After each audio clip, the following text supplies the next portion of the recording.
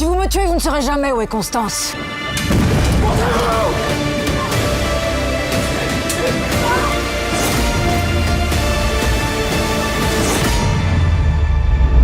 Bonjour tout le monde, bienvenue dans cette nouvelle vidéo critique sur la chaîne dans laquelle aujourd'hui nous allons parler des 3 mousquetaires Milady. C'est la partie 2 donc des 3 mousquetaires qui nous avaient été vendus par Pathé, qui avait commencé donc le 5 avril, il me semble que c'est ça, 2023, et nous sommes donc c'est sorti le 13 décembre 2023 la deuxième partie, Milady cette fois-ci, et donc D'Artagnan. Alors, pour ceux qui n'ont pas vu ma critique sur D'Artagnan, je vous invite à la voir, elle apparaît, je sais plus où c'est, ça doit être par là, ici, là, par là. Voilà, je vous invite à la voir, c'est un film que j'avais en tout cas bien apprécié, très bien apprécié. Et donc on arrive avec Milady, 1h55, un petit peu moins long, mais bon, la différence n'est pas flagrante. C'est toujours réalisé par Martin Bourboulon, parce que les deux films, il faut quand même le repréciser, ont été tournés en même temps, à la mode un peu Seigneur des Anneaux Hobbit, par là. C'est pas les seuls, mais bon, petite inspiration. Sur les notes Allociné, on est à 3,3 pour la presse et à 3,7 pour les spectateurs. Et c'est tout, puisque le casting c'est le même. Hein. Globalement, on a toujours François Civil, Pio Marmaille, Vincent Cassel, Eva Green, Romain Duris, Louis Garrel, Kiki Clips, bon bref, Nina Coudry, vous avez tout le monde. Il y a quelques nouveaux persos, alors là c'est une grosse blague, on va en parler. De suite, je vais le dire d'emblée, j'ai beaucoup de points négatifs, vraiment. Là on est sur ce qu'on appelle une chute, une forte chute, je suis déçu. Du coup, D'Artagnan, c'est un film que j'avais beaucoup aimé. Je vous avais dit que c'était l'un de mes coups de cœur de l'année 2023, coup de cœur français, film français. L'un, hein, pas le gros coup de cœur. Et alors là, c'est une chute presque monumentale. En fait. Toujours en point positif la musique, même si j'aurais aimé qu'il y ait un petit peu plus de force pour la partie 2. Mais en soi, c'est le même film, donc c'est les mêmes musiques presque. Donc j'avais aimé dans la première partie, je les aime toujours dans la deuxième partie. Ce que j'ai noté aussi de positif, c'est l'ambition et le spectacle visuel. Ça se ressentait dans la première partie, dans la seconde partie, c'est encore plus flagrant, cette ambition. Et c'est globalement tout ce que j'ai comme positif dans ce film. Oui, le casting quand même qui joue bien, toujours. Pas de soucis à ce niveau-là. Et alors là, c'est les notes hein, que je regarde.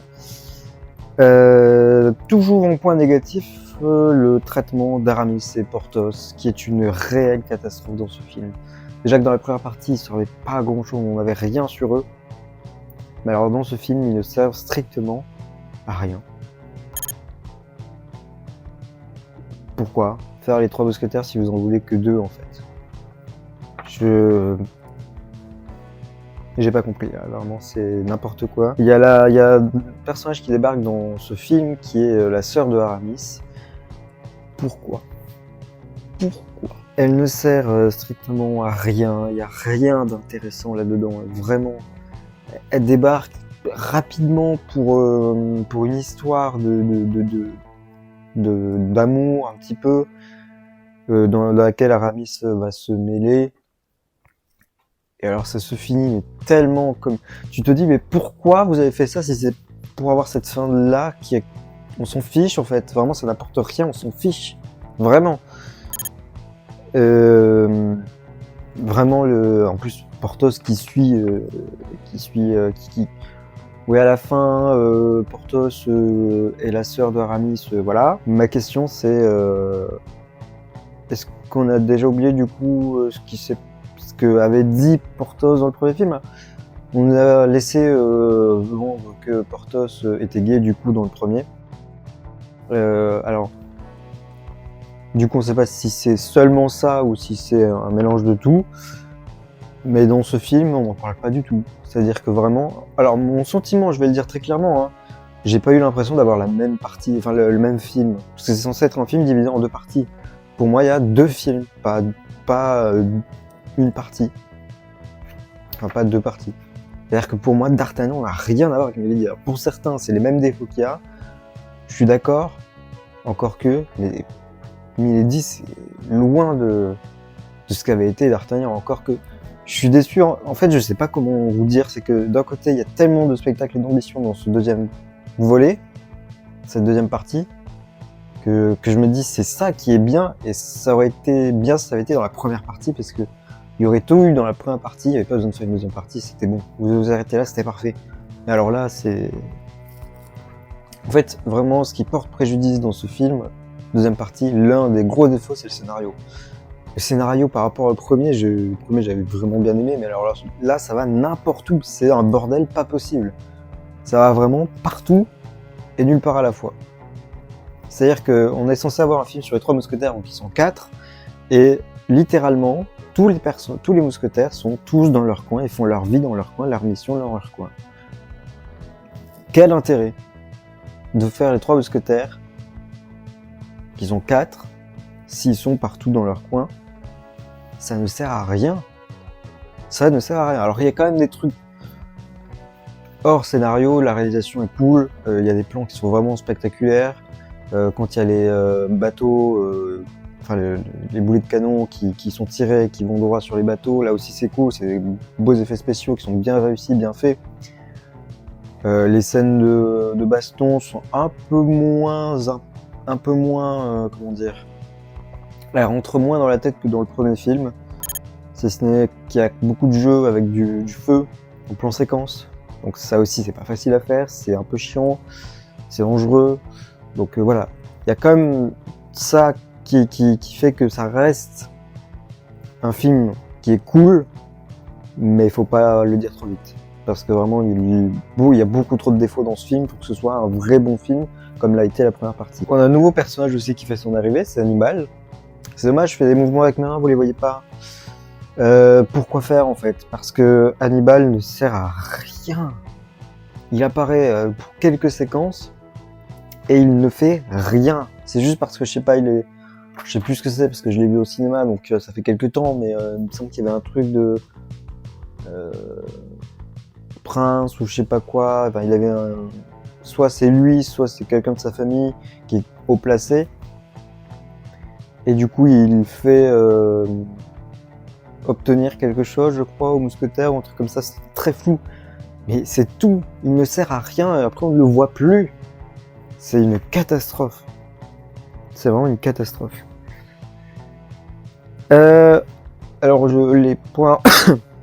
Alors les points positifs et négatifs sont un peu mélangés, c'est pas grave, mais un truc quand même qui est cool en termes de scénario, c'est les trahisons et les révélations qui sont plutôt sympathiques. Les petits, on a vu le premier film, maintenant on passe à la deuxième partie, et donc là on comprend mieux ce qui se passe dans la première partie. On voit des choses qu'on voyait pas forcément dans la première partie, donc ça c'est cool. Mais globalement c'est tout ce qu'il y a d'intéressant dans le scénario. Eva Green bien sûr qui est fantastique, j'ai dit tout le casting, et vu que c'est centré sur le personnage de Eva Green, là on a encore plus la possibilité de découvrir ce personnage, si ce n'est que tout ce qui est autour de son personnage, de pourquoi elle est comme ça, enfin, je l'avais déjà compris dans la première partie, quand Athos parlait à D'Artagnan au coin du feu, là, et racontait son histoire de quelqu'un qu'il a connu, enfin, que son ami a connu ou je sais pas quoi. Ah, c'est bon, on avait compris que eux deux avaient été ensemble, que c'était son ami ou je sais plus quoi, que elle avait été abusée, que c'est pour ça qu'aujourd'hui elle est unifiante envers les hommes, etc. Il n'y a pas besoin de faire une partie 2 pour autant, hein, parce qu'on l'avait vraiment bien compris dans la partie 1. Enfin, c'est toujours intéressant de faire une partie 2 sur Milady. Mais si c'était vraiment ça le truc, le twist attendu dans la partie 2, je l'avais déjà dans la partie 1 sans avoir lu quoi que ce soit des Trois Mousquetaires. Donc ouais.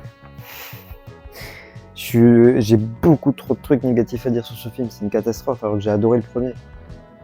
Vraiment, il y a un gros problème. Pareil, le début du film et la fin du film. Alors là, le début du film commence littéralement comme commencerait un épisode d'une série. C'est-à-dire que normalement, tu es censé avoir un début qui te met dedans dans le film. Là, tu commences lentement avec un plan en hauteur sur le conseil du roi, où ils vont encore parler de La Rochelle pour partir à la guerre. Bah, y a mieux comme début de film, quoi. Je trouve que c'est un peu bâclé. Je sais pas s'il y avait d'autres séquences qui étaient prévues, qui ont été coupées au montage. Le film dure 1h55, c'est pas comme s'il y avait non plus à raccourcir encore plus, mais parce qu'il est trop long. Pas du tout. Là, je comprends pas. Là, pour moi, on a attendu quand même plusieurs mois pour voir ce film. Moi, j'avais très hâte de voir ce film et on commence avec ça. Et alors, la fin, c'est pareil. Hein. Je vais essayer de pas trop spoil, mais la fin, j'ai déjà un peu spoil. Si vous n'avez pas vu le film, que vous voulez le voir, ne regardez pas plus la vidéo, mais c'est un peu trop tard. La fin, c'est n'importe quoi. L'histoire est à moitié conclue. Et en plus, on a un cliffhanger. Alors, les cliffhangers, référence au livre d'Alexandre Dumas, d'accord. Mais vous nous proposez donc un troisième film, en fait. Vous nous donnez l'envie de voir un troisième film, de voir la suite. Mais vu ce que vous avez fait avec le 2, on n'a aucune envie de voir une suite si c'est aussi mal fait. Enfin, aussi mal écrit surtout. Parce que mal fait, c'est pas ça le problème. Encore que, il y a un truc que j'ai trouvé très long à venir, c'est la prise de La Rochelle. La reprise de La Rochelle. Par les troupes du roi, les mousquetaires, tout ça. Ça a mis, mais je sais pas combien de temps ça met dans le film, ça met presque 30 minutes, 1 heure à venir, alors que le film, la première partie se termine littéralement sur « Ok, on y va ». On a 1 heure de rien, de vide, jusqu'à arriver enfin à la prise de La Rochelle qui dure, je crois, 5 minutes, un truc comme ça. 10 minutes max. Il se passe pas grand chose. Heureusement qu'il y a les boules de canon et les bateaux, mais alors j'ai l'impression qu'il y avait vraiment personne à La Rochelle. Je vois pas pourquoi il fallait envoyer toute l'armée ou je sais pas quoi. On voit un champ où il y a plein de lignées, encore que ça aurait pu être plus impressionnant quand on voit Napoléon juste avant, mais c'est français, donc on va y aller étape par étape. Mais enfin, il y avait tout ce monde et il y avait personne à la prise de La Rochelle. Il y avait littéralement personne. J'ai vraiment compliqué ce film.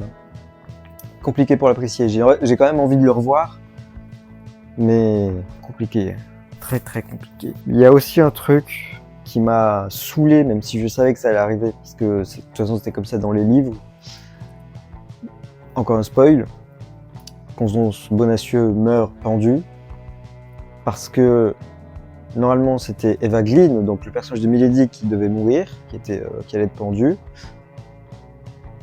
Et alors là, c'est tellement débile, je sais pas, c'était vraiment comme ça sur le scénario, j'imagine que sur le livre, j'imagine que c'était sensiblement la même chose. Mais alors, donc Constance Bonacieux prend la place de Milady, et personne à aucun moment ne se rend compte que ce n'est pas la même femme. Le duc, qui a déjà entendu Milady parler normalement,